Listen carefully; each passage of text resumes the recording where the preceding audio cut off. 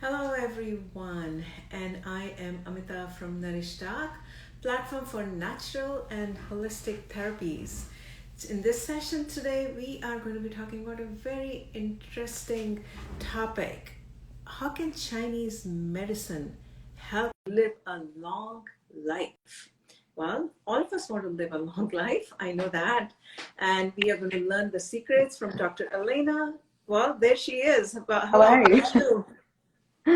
How are you? Great, great, great. Well, it's evening time here in California. So welcome. Well, Dr. Elena is joining us from Australia live, and she is a registered acupuncturist, herbalist, and Chinese medicine nutritionist. Anything else you'd like to say about yourself? That I'm just quickly introducing you before we. No worries. Yeah, my name's Alana, and I'm based in Melbourne, Australia. Wow. Um, I've been in clinical practice for 5 years now, and I would say that my area of interest is pretty much general. I don't really like to focus on anything in particular, Yeah. mostly because I get bored. But it's you gotta be on your toes. You Yeah. gotta be stimulated, and Mhm. so I really enjoy kind of seeing in a range of different things from dermatology conditions, gastrointestinal, immunology, Wow. hormonal things, yeah, everything, and young and old. So I really get to kind of see it all. Entire And gamut. I, pardon? I said the entire gamut of age, from the young to the old. That's right. Yeah, literally, I the last week I had a 2-year-old in, Oh, and I treat up to 80 years old. Yeah, wow. so I get to really see a range of different people in different stages of their life, which is really nice. And I think this kind of fits the theme of longevity that we're going to talk Yes. about today as well. And yeah, I also am a part-time track and field athlete, so I compete nationally in pole vault. So that keeps me busy as well, which is fun. That's great. That's great. I didn't know 2-year-olds can start doing acupuncture. That's amazing. I mean, it's really amazing. Yeah, I do more scalp acupuncture for children. Wow. Not that they leave it in for very long, but Okay. no, can definitely do it. And acupressure, obviously, they respond really well to, and Shin, which is more of a Japanese style acupuncture. Well, acupuncture without the needles kind of Got it. Got it. style. So yeah, it's quite good. All right. So let's talk about the tools in Chinese medicine for a long life. That's the topic. The topic is longevity and long life, and how can Chinese medicine help all of us? I think the one thing before I kind of dive into that is that Yeah. what the Western model doesn't have is a Yeah. foundation. And so, really lacking that cultural foundation, unless your life or death situation or Mhm. your symptoms are very prominent, it's not important. And so, the thing I love about Chinese medicine is that regardless of whatever stage of health you're at, Mhm. there's always something you can do to better quality your life or prolong your life. And Mhm. so, kind of the concept of Chinese medicine and longevity is really about defining what longevity is for you. And Yeah. so, for some people, it's um, getting enough sleep, and that's what provides them the ability to live the life that they want to live. And for Mhm. others, it's really honing in on their nutrition so that when my gut's good, I have more energy, I can think clearer, I look Mhm. younger, all of those things. And so Yeah. I think honing in on what longevity is to each person is really important. But Yeah. I also think the concept of kidney jing is really important as well. Yeah. So for those that don't know what that is, it's essentially your genetics. So your Okay. essence from your mum and your dad put together, Yeah. and it's stored in your kidneys. Yeah. And so obviously we're not meant to live forever, and so Yeah. that thing naturally declines with age. I And see. yeah, and so the concept with longevity in Chinese medicine is to preserve this jing, because when this jing is preserved, we can Mhm. live a longer, good quality life. And we see this a lot with if we look at it from a science perspective, sarcopenia. So as we age, our muscle wastage goes. And if you've ever heard of the saying, break a hip, die of pneumonia, because as soon as your body goes out of balance, you start to get sick from other things and other areas of the body. So yeah, it's the concept of preserving that jing, and so that your body composition takes you through your life, and your heart are also in a good place, so you have that spiritual, emotional connection to take you through your life as well. I think it's great because what you're talking about, jing, that you inherit from your parents, right? And the body composition. So Ayurveda says the same thing. It's they call it like Prakriti. So it's very similar to the concept. What you're saying is very similar to what Ayurveda says. Exactly the same thing. What you inherit and what you take from the environment, right? I mean, I could be born with perfect thing, but if I'm living and eating bad, then all the things are going to go crazy, right? So yeah, it's the foundations of your human body, and so if those foundations and those pillars are distorted, then you know inflammation will prevail. So absolutely. So let's talk a little bit on let's go deeper now on in terms of acupuncture and Chinese herbs. How can they help? Like, I personally do get acupuncture. Well, not before COVID, I used to go every month. But, with the COVID, of course, things have kind of gone a bit crazy. But for other viewers who don't know much about acupuncture and Chinese herbs, if you can talk a little bit about that, how people can use to help a healthier life. I think a really good concept to how to explain herbalism is if you go to the pharmacy and you see all the drugs on the shelf, essentially they're all like man-made and synthetic, right? So the herbal medicine side of it it's practically the same. It has its own pharmacology and toxicology, absolutely, but it just comes from plants, so it's in its rawest form. And with Chinese medicine, we don't just choose one herb. It's not like, oh, yep, this herb for this. It's actually a combination of formulas that we put together that have a synergistic effect on what you're targeting in the body. And so just because, and this is something that I'm like really passionate about, just because they're herbs doesn't mean they're less toxic. Actually, they can be more dangerous. So getting the right dosage and having the right formulation of things together is really crucial.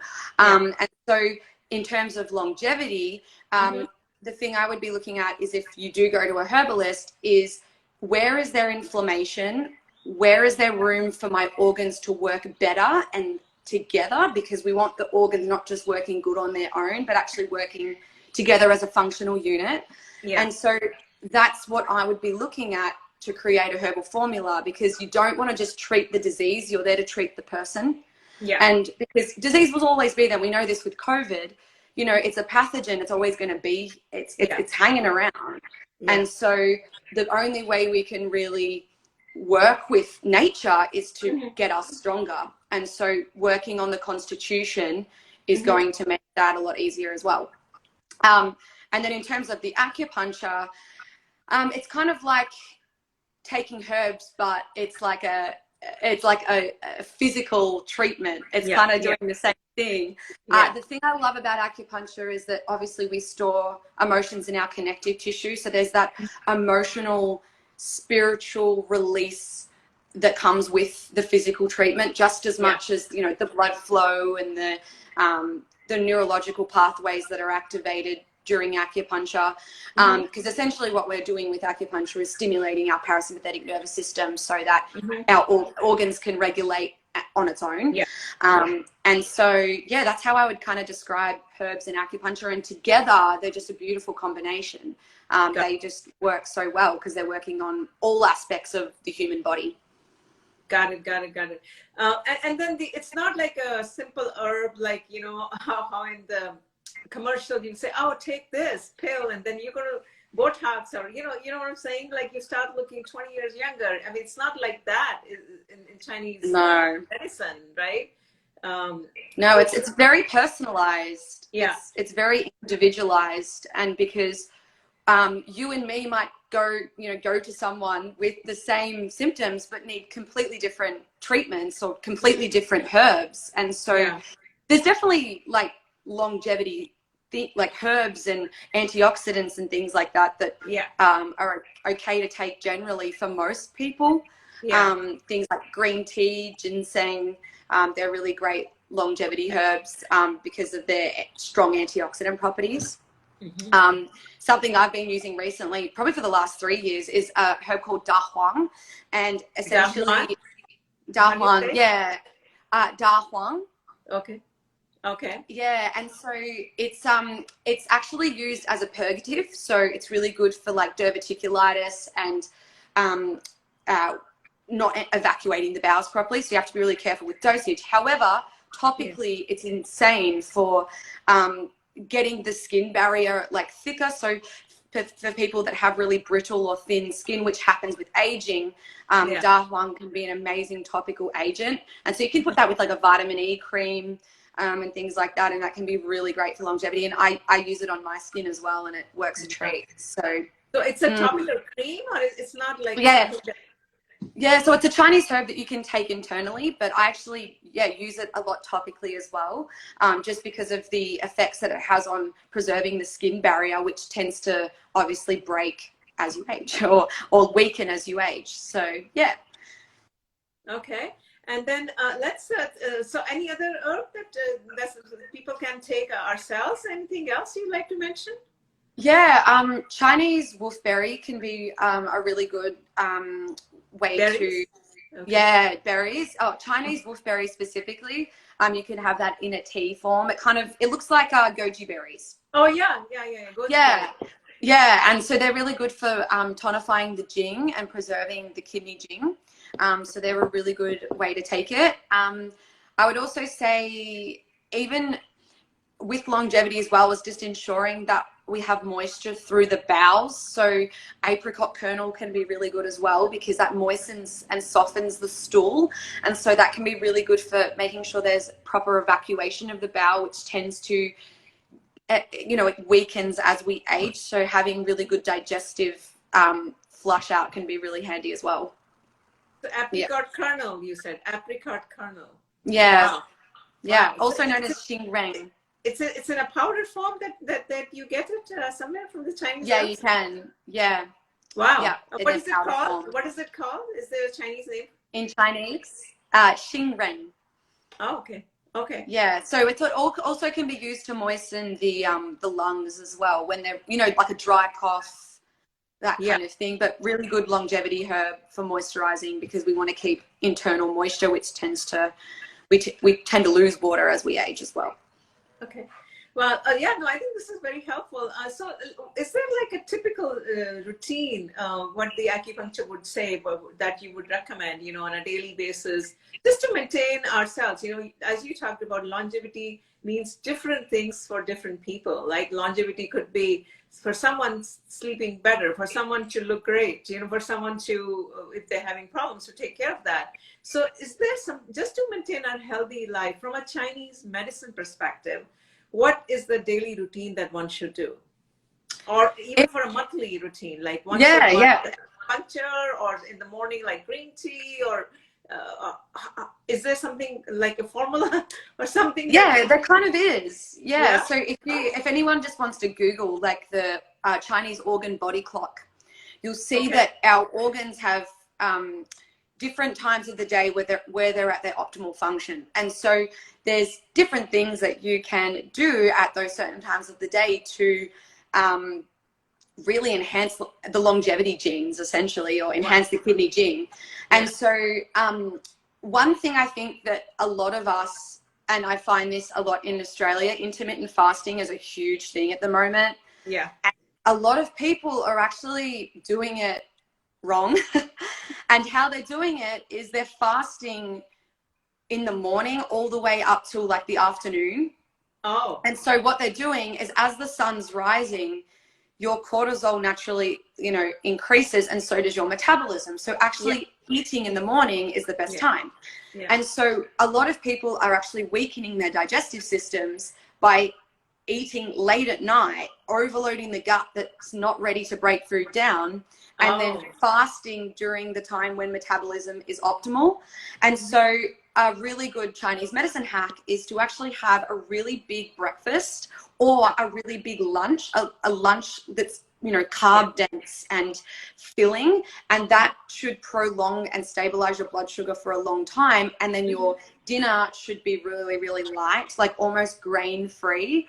And so by doing that, you actually can fast overnight and earlier. So you'd want to have dinner by like 5:36 and then fast all the way till breakfast. Because we tend to, well, a lot of the Australians here are tending to do it the other way, which is actually, I think, not helping their gut. And this is why we have a lot of gastrointestinal issues going on as well. We have weak digestive systems and poor stomach acid and all of those things. So that's one hack. Absolutely. Like, eat a really good breakfast. Yeah. Another thing I really like is any form of gentle movement in the morning before you eat can be really, really good. Just getting the blood flow up. And that could be, you know, it doesn't have to be qigong or tai chi. It definitely would be great, but it could be yoga. It could be going for a walk in nature. Just anything to get that blood flow up. Yeah. Another thing that I really encourage as well is actually exercising vigorously. And the reason being is because our bodies were designed to, and I don't think we push our bodies hard enough sometimes, because there's two types of stress, right? There's stress and there's de-stress. And the de-stress is the stuff that makes us sick, and the stress is the stuff that we can control that makes us more adaptable to our environment. And so actually doing a really intense workout at about just before the kidney time, at about 2:30 to 3 o'clock, when our kidney time is at its optimal, is actually the best time, because obviously the kidneys are also our adrenal drivers. So that's when we're going to be able to exert ourselves physically. That can also be a really handy tool as a routine to put exercise in there as well. Another thing I also really, really emphasize, especially with my patients, is darkness in the evening, because we have our computer screens, we have lights everywhere. And so investing in a really good amber lens blue light blocker, you know, as humans, we're not supposed to have this much like stimuli to our photoreceptors on our eyes. And so creating darkness in the evening so we can properly sleep is really crucial, and it's something that I really emphasize. No, I think that all makes perfect sense. Going, you know, circadian rhythm, right? That's basically. And you know what? Yeah. And you know what too is, like, it's not. There's no like secret thing. It's actually just doing simple things exceptionally well.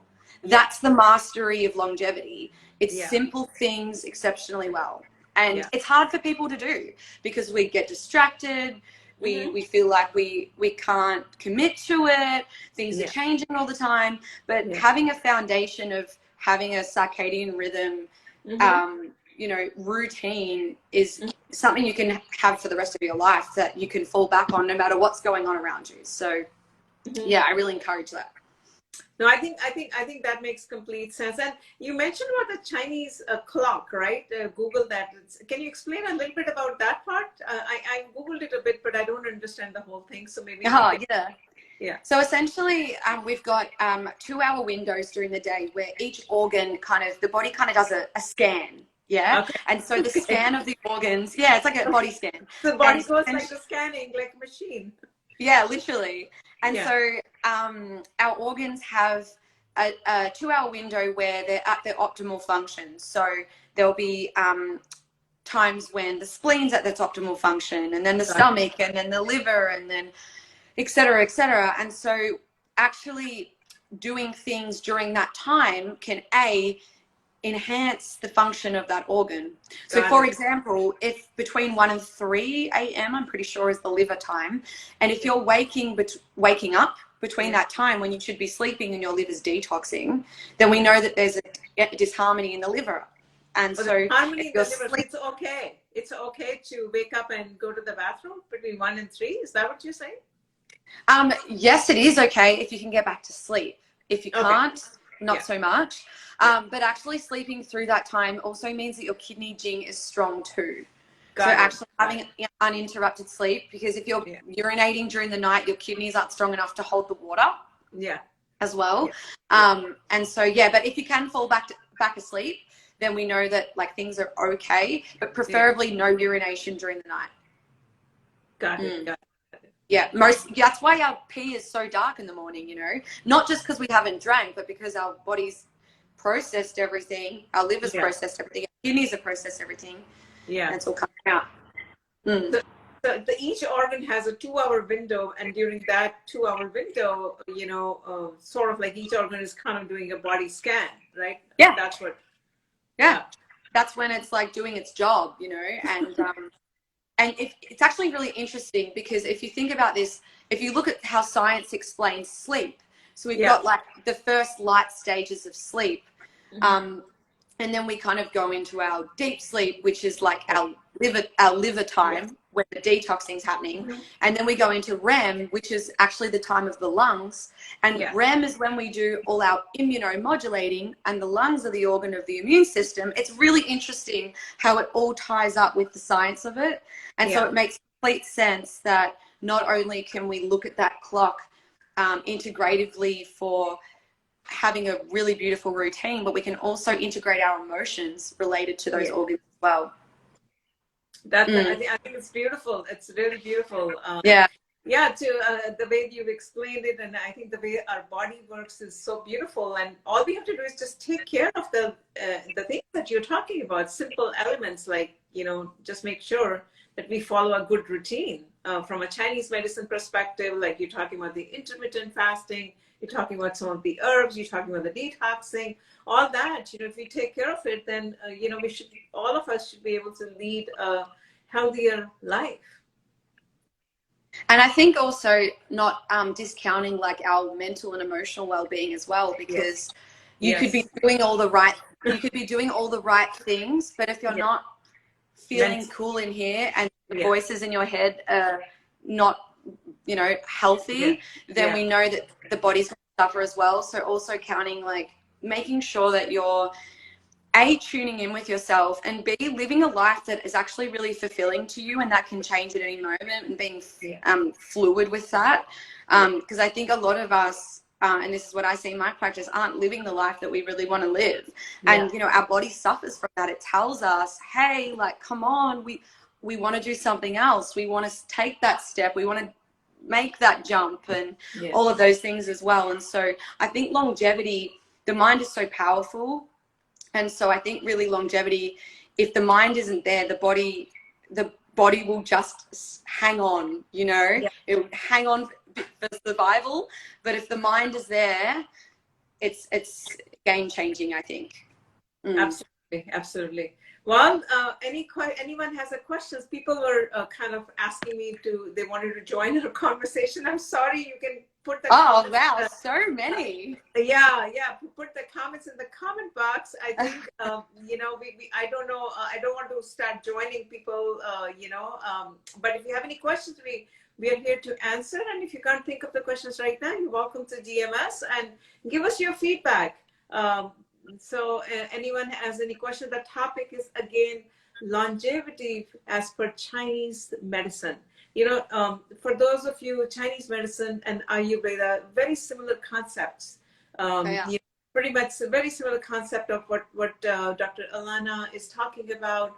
Ayurveda also talks about the very same concept of mind, body, and soul. And I think both these medical systems are 5,000 years plus old, and they have a similar kind of concept of taking care of your mind, body, and soul, and doing what you're talking about is using the herbs, as well as they have, you know, sort of like acupuncture. They also have aromatherapy and some of the other therapies. So very similar to what you're talking about. And I think they developed they were very much influenced by each other, our medicines, like Ayurveda and Chinese, like they developed kind of together. And so I loved how the terminology is very interchangeable. It's very, very similar. Yes, absolutely. Anything else you would like to add before we wrap up? This is an amazing session, very informative. It's great to see you from Australia. Yes. Hello. Oh, Somebody I'm just saying something. Yes. Any yeah. question? Any I'm just question? sending Yeah, go ahead, please. yeah, I'm just sending all my love out to everyone where you are. Are you in you're in California, right? Yes, I'm in California. Yeah. It must be so hard with COVID. And so in Australia, we're really, really, really lucky here. You know, we've got very low numbers. In my state, we haven't had more than, we have had 0 cases for over a month and a bit now. And so, yeah. And I know you guys are doing it tough. And so my suggestion is to try to hone in on what you can do at home, and that's looking after your mind and your body, and you know, using this time to do things that you never really could do if, you know, life was as normal as it would be. And so and trying to take that post quarantine as well, because when we went into lockdown in my state in Australia, it was really scary. It really was. You know, the streets were dead. We were in full lockdown. Like, no one was allowed out. And so I was like, okay, what can I cultivate during this time? And I cultivated so much. I learned so much about myself. And the great thing is you can take, you know, now that everything's opened up, I've actually implemented those things post lockdown as well, which is really great. And so I kind of, you know, that's my final word, is to send love to you all, and just try to use this time to focus on yourself, because I think this is the best time to not get distracted and really hone in on looking after yourself. Thank you. Thank you so much for joining us. And yes, I really appreciate that. To all the viewers, please keep your support, keep coming and give us the feedback. And, you know, every day we're bringing new sessions. Let us know if there are any other topics you'd like to see. I see people joining right now. I'm so sorry. We are just wrapping up right now, but you can watch the recording after we are done. With that, thank you so much. Bye-bye. Thank you so much. See you. Yes, bye. Bye.